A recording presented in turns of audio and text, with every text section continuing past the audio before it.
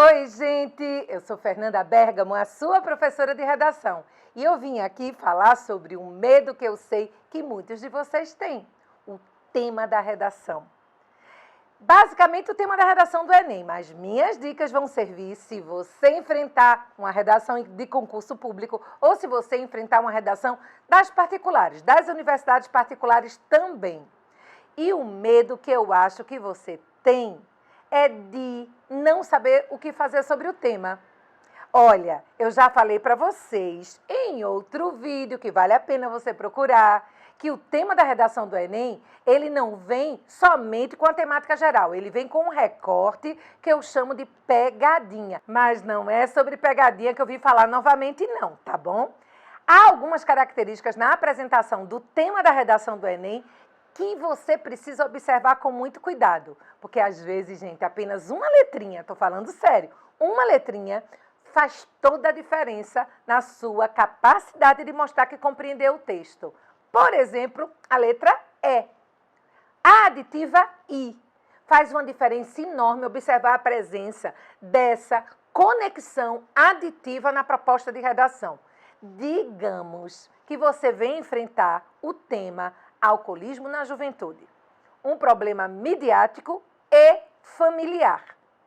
Olha que esse E faz uma diferença enorme, porque força você a considerar a temática geral, que é o alcoolismo na juventude, mas pensar na relação do álcool entre os jovens relacionada à responsabilidade da família e relacionada à responsabilidade da mídia. Então, essas duas podiam ser suas teses. Culpar família e mídia, responsabilizar os dois. Mas eu vou mudar tudo agora. Tudo, somente tirando o I e colocando o OU. Se o tema for alcoolismo na juventude, um problema midiático ou familiar. E observe que eu coloquei em tom de pergunta. Então aí tem duas dicas para vocês. A primeira, se o tema da redação for uma pergunta, você não tem escapatória. O seu texto vai ter que responder. De preferência, responda na introdução, prove no desenvolvimento e depois de problematizar a questão, porque o Enem pede isso, apresente proposta de intervenção na conclusão. Mas, Fernanda, eu sou obrigado a responder na introdução. Eu posso deixar a resposta implícita nas entrelinhas da minha redação? Pode. Eu posso deixar a resposta só na conclusão, fechando o texto? Pode. Meu medo, que você esqueça. Meu medo, que a resposta esteja tão implícita que o corretor não consiga percebê-la. E isso vai penalizar a sua nota. Por isso, minha sugestão, que não desvalorize em nada a sua nota, nem a qualidade do seu texto. Responda essa pergunta na introdução, certo? Agora, vamos voltar para o OU. O OU, dentro dessa proposta temática, te permite inúmeras possibilidades. É um problema familiar ou midiático? Você pode assumir que o alcoolismo é de responsabilidade exclusiva da família e desenvolver essa tese arrumando uma outra, porque duas teses sempre será muito mais legal do que uma só. Você também pode atribuir a responsabilidade e a culpa à mídia, que vende cerveja em publicidades lindas, mostrando gente saudável, muito bonita e sempre muito alegre. Não é verdade? Então você também pode colocar como tese a mídia e escolher um outro elemento também.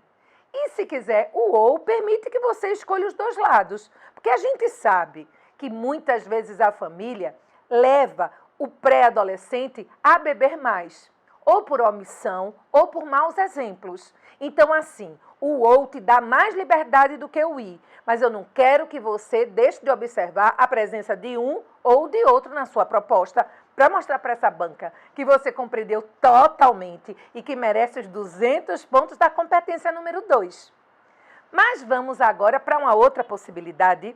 Não é perfil do Enem. Temas bilaterais, aqueles que dividem opinião, ou temas polêmicos, aqueles que dividem opinião de uma forma que a gente não consegue dizer se a sociedade brasileira é mais a favor do que contra, de tão equilibrado que isso é. Então, imaginemos que você seja obrigado a desenvolver uma redação sobre a descriminalização da maconha. Como é que você deve desenvolver esse texto? Minha gente, Se você tiver uma opinião formada, for totalmente a favor, for totalmente contra, saiba que você só vai disputar a nota máxima se você mostrar os dois lados. É claro que você vai puxar a sardinha para o seu lado. Você apresenta o outro lado, generosamente dizendo que parcela da população pensa diferente, alegando isso, aquilo outro. Mas você já apresenta o outro lado, fragilizando e puxando sardinha para a força da sua argumentação no desenvolvimento 2. Agora, não esqueça que você sempre vai ter que problematizar. E como é que eu problematizo, Fernanda? Se eu estou desenvolvendo o texto, tentando convencer o meu leitor que o lado que eu acredito é que é o mais coerente, é aquele que é o lado certo. É exatamente mostrar na proposta de intervenção o que é que vai ser necessário para convencer quem está do outro lado. Deu para entender? Então, olha, tem diferença quando a temática da redação tem o I. Você já entendeu. Tem uma diferença enorme. Se no lugar do I aparecer o OU, você já entendeu. E tem também a questão da pergunta no tema, que você vai ter que responder. Já sabe como lidar com um tema bilateral ou polêmico. Mais uma dica sobre esse último tema. Se você não tem uma opinião muito formada, ou de fato até para você é polêmico, pensa aí direitinho. Por exemplo, digamos que você tenha que desenvolver uma redação sobre o aborto. E você até considere que a lei brasileira é bastante coerente quando dá o direito à grávida de abortar, escolhendo a clínica com o seu médico de confiança, porque essa mulher ficou grávida vítima de estupro, ou essa mulher corre risco de vida, ou essa criança, infelizmente, por qualquer razão, não tem chances de viver, como os anencéfalos. Pois bem, talvez você concorde com essas três liberações que estão lá previstas na nossa legislação. E que você concorde que, para todos os outros casos, o aborto precisa ser criminalizado, certo? Então, você já tem uma situação com a qual você concorda. A sua preocupação é como é que eu vou problematizar? Convencer as pessoas de que liberar no Brasil o aborto no formato da liberação dos Estados Unidos, por exemplo, não seria uma boa ideia. É por aí que você tem que pensar. Mas além do I, do OU, do tema polêmico e do tema com pergunta, eu queria que você refletisse sobre o tema que não é um problema. Pense aí, porque olha, o Enem já fez isso.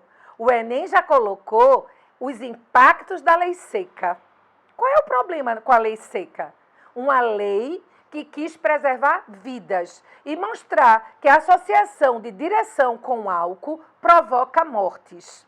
Ou quando o Enem colocou caminhos para combater intolerância religiosa. Caminhos para combater são soluções, são coisas boas que a gente apoia.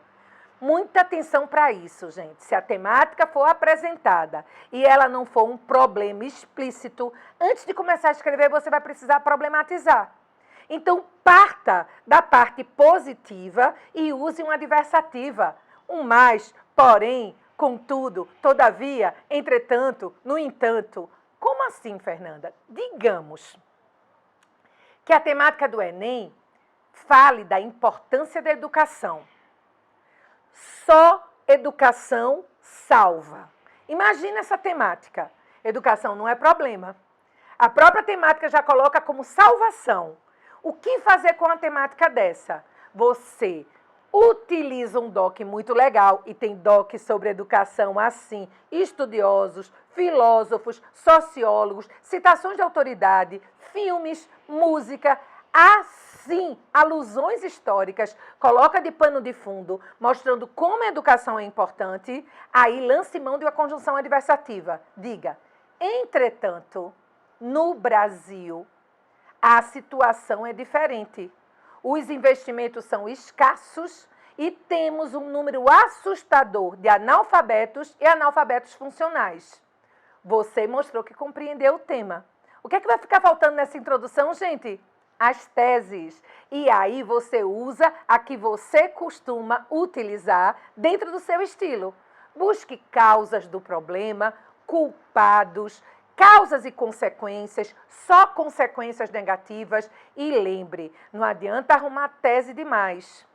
porque cada tese precisa ser desenvolvida em um parágrafo. Você tem tempo contado e um número de linhas que não pode ultrapassar a 30ª.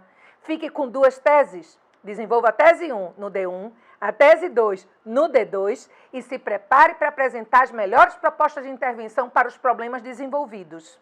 Só mais uma dica. Olha só, a melhor ideia é a que vem à nossa cabeça em primeiro lugar. Dá uma vontade danada de desenvolver a melhor ideia que veio à nossa cabeça como tese 1 no D1. O que é que vai acontecer no seu D2? Diz para mim. Eu sei que você vai escrever bem, mas não vai escrever tão bem quanto a tese 1. Então, se isso acontecer, se na sua cabeça não vierem teses equilibradas em qualidade, observa isso no rascunho. E aí, antes de passar limpo, decida qual das duas está melhor defendida e deixe a sua melhor defesa para o D2. Por que, Fernanda? Porque assim sua nota alavanca. Introdução perfeita, mostrou que compreendeu o tema, tornou o tema um problema, escolheu 2 teses argumentativas. D1 muito massa, apoiado por DOC, domínio de uma área de conhecimento, e um D2 brilhante. A nota sobe. Agora pensa no contrário. Aquela introdução perfeita, um D1 de encher os olhos e um D2 só bonzinho, só mais ou menos. A nota cai, porque o corretor quer ver progressão qualitativa. Pensa nisso quando for desenvolver a sua redação no Enem, mas pense nisso na próxima semana, quando você for desenvolver a prática da redação que vai levar você à melhor redação da sua vida. Bons textos!